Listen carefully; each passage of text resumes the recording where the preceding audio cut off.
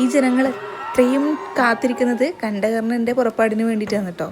ചെണ്ടയുടെ അകമ്പടിയോട് കൂടിയിട്ട് താടിയും മീശയും പൊയ്ക്കണ്ണൊക്കെ വെച്ച് കയ്യിലും മെയിലും ഒക്കെ തീയായിട്ട് അരയിലും ഭീമാകരമായ തിരുമുടിയിലും നിറയെ തീപ്പന്തങ്ങളോട് കൂടിയിട്ടാണ് കേട്ടോ തെയ്യത്തിൻ്റെ പുറപ്പാട്.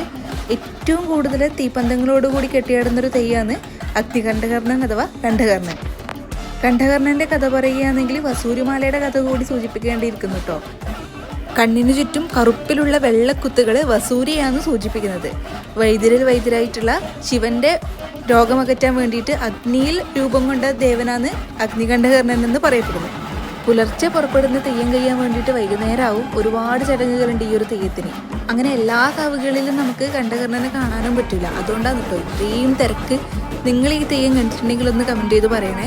അപ്പോൾ ഇന്നത്തെ വിശേഷങ്ങൾ ഇത്രയേ ഉള്ളൂ. എൻ്റെ വീഡിയോസ് ഇഷ്ടമാവുന്നുണ്ടെങ്കിൽ തീർച്ചയായിട്ടും ചാനൽ ലൈക്ക് ചെയ്യാനും ഷെയർ ചെയ്യാനും സബ്സ്ക്രൈബ് ചെയ്യാനും മറക്കല്ലേ.